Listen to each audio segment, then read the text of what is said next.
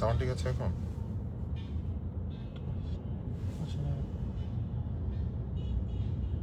Mute করা দেখাতেছে।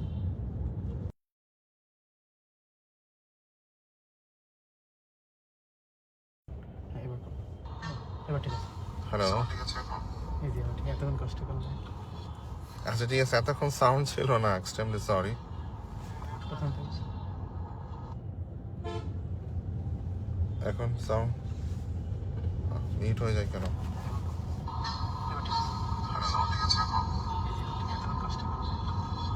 আচ্ছা ঠিক আছে, এতক্ষণ সাউন্ড ছিল না, এক্সট্রিমলি সরি। আচ্ছা ঠিক আছে, এখন সাউন্ড ঠিক আছে। আমি যে কথাটা বলতেছি আমি আবার শুরু থেকেই বলি। সেটা হচ্ছে আমাদের শিশুদের দেরিতে কথা বলার দুইটা গুরুত্বপূর্ণ কারণ নিয়ে কথা বলবো। যদিও আমি এই বিষয় নিয়ে ধারাবাহিকভাবে কিছু ভিডিও তৈরি করবো ইনশাল্লাহ, আমার পেজে সেটা আপডেট দেবো আপনাদের। সাউন্ড ঠিক আছে তাই না? অনেকের সাউন্ড ঠিক আছে, ওকে। এক নম্বর গুরুত্বপূর্ণ কারণ আমি যেটা বলেছি সেটা হচ্ছে যে এক্সেসিভ ডিভাইস ইউজ, অর্থাৎ অতিরিক্ত পরিমাণ ডিভাইস যে সমস্ত শিশুরা ব্যবহার করে থাকে তাদের কিন্তু স্পিচ ডিলে হতে পারে, এবং এটার পিছনে বেশ কিছু কারণ আছে। আমি সবসময় বলে থাকি যে সমস্ত শিশুরা ডিভাইস ব্যবহার করে থাকে তাদের ভাষা ঠিকমতো ডেভেলপমেন্ট হয় না। আচ্ছা, প্রত্যেকটা মানুষের তাদের মানে ডেভেলপমেন্টের জন্য কতগুলো স্টেজ আছে, এবং এখান থেকে গুরুত্বপূর্ণ স্টেজ হচ্ছে তার ভাষা। এবং উইন্ডো পিরিয়ড অফ অপরচুনিটি বলে একটা কথা আমি সবসময় বলে থাকি, অর্থাৎ যে সময়ে একটা শিশুর ভাষা শেখানোর কথা ঠিক সেই সময় তাকে ওই ভাষাটা শেখাতে হবে, এবং ওই স্টেজটা যদি পার হয়ে যায় তাহলে কিন্তু শিশুরা ভাষা শেখে না। যেমন জীবনের একটা স্টেজের আমি কথা যদি বলি, যেমন তার জন্ম থেকে প্রথম 2 বছর বা 3 বছর ব্রেন ডেভেলপমেন্ট হয়। এখন এই সময় যদি আপনি আপনার শিশুকে মোবাইল দিয়ে থাকেন বা ডিভাইস দিয়ে থাকেন তাহলে যে সমস্যাটা হবে সেটা হচ্ছে যে মোবাইলের যে ভাষাগুলা আমাদের শিশুরা দেখে সেটা কিন্তু তাদের মাতৃভাষা, ম্যাক্সিমাম ক্ষেত্রে মাতৃভাষা না। আমাদের শিশুরা দেখবেন যে শর্ট ভিডিওগুলো একটু বেশি দেখে, অর্থাৎ রিলস ভিডিওগুলো একটু বেশি দেখে। মোবাইল শুধু উল্টাচ্ছে উল্টাচ্ছে উল্টাচ্ছে উল্টাচ্ছে, কখনো বাংলা আসতেছে, কখনো ইংরেজি আসতেছে, কখনো হিন্দি আসতেছে, অর্থাৎ মাল্টিপল ল্যাঙ্গুয়েজের সংস্পর্শে আমাদের শিশুরা আসতেছে, যার কারণে দেখা যায় যে আমাদের শিশুরা ভাষা ঠিক মতো শেখে না, তাদের স্পিচ ডিলে হয়। এক নাম্বার।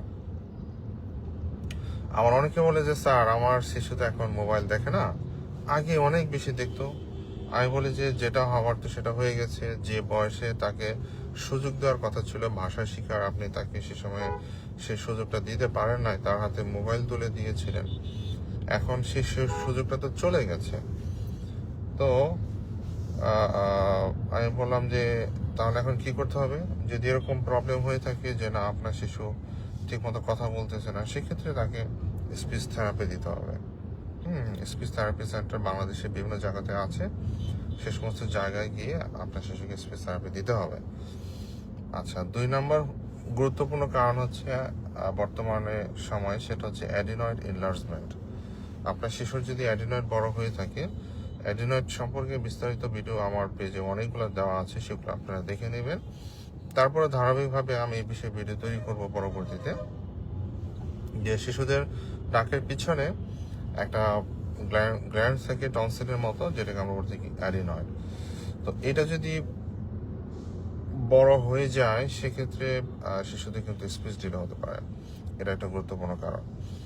তো আমি 2-1টা প্রশ্ন নিচ্ছি, যেহেতু অনেকে প্রশ্ন করেছেন, লাইভে আসার সুযোগও পাই না আমি অ্যাকচুয়ালি।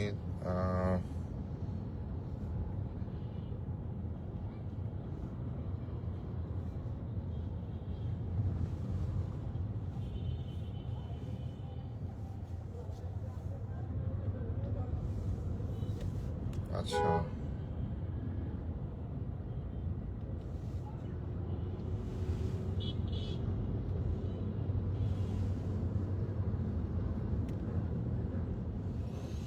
এটা কি মাহ মাহমিশ ইরা আম্মু? আচ্ছা সব ছেলে বয়স 2 বছর, বাবু হালকা কথা বলে, 2টা করে ওয়ার্ড বলে কিন্তু স্পষ্ট না। 2 বছর বয়সে বাবু রাতে সাধারণত 2টা শব্দে কথা বলে, আমি খাবো, আমি যাব, অর্থাৎ দুইটা ওয়ার্ড মিলে কথা বলতে পারবে।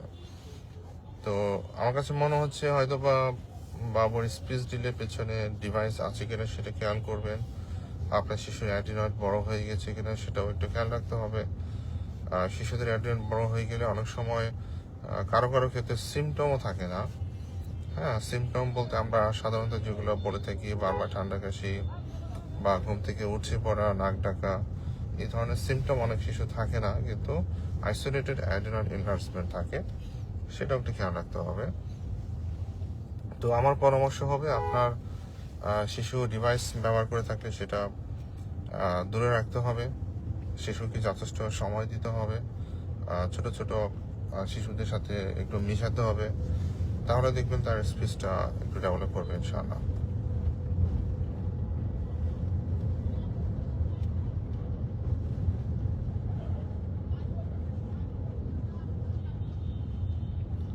ফারহানা পারভিন, আমার ছেলেকে একটু দেখাতে চাই। সিরিয়ালের জন্য আমাদের পেজের নাম্বার দেওয়া আছে। হ্যাঁ, আমি সাধারণত ফরিদপুর চেম্বার করে থাকি প্রতিদিন শনিবার থেকে বৃহস্পতিবার পর্যন্ত, আর ঢাকায় শুক্রবার দিন যায়। তো সিরিয়ালের জন্য নাম্বার দেওয়া আছে, সেই নাম্বারগুলোতে অবশ্যই যোগাযোগ করবেন।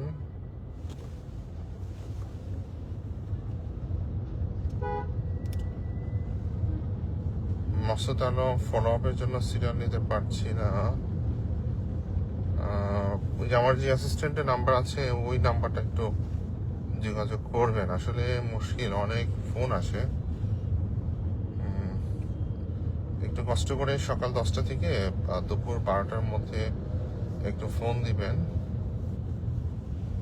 শুক্রবার, শনিবার এবং সোমবার বাদে।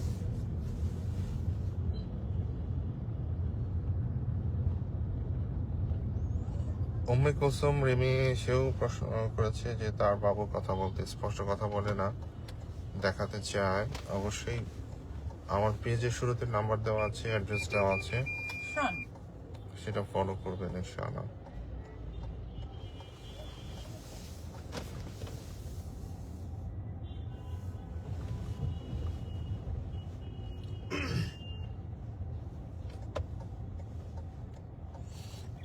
আচ্ছা, কমন একটা প্রশ্ন সিরিয়ালে পাচ্ছে না, এটা আসলে খুবই কমন একটা বিষয়। তো একটু চেষ্টা করে যান, কারণ অতিরিক্ত পেশেন্ট দেখতে পারি না, অনেক রিকোয়েস্ট থাকে, প্রায় হাজার হাজার রিকোয়েস্ট থাকে। তো একটু চেষ্টা চালিয়ে যান, তারা দেখাতে চান, অথবা নিকটস্থ শিশু বিশেষজ্ঞ ডক্টরকেও দেখাবেন ইনশাআল্লাহ।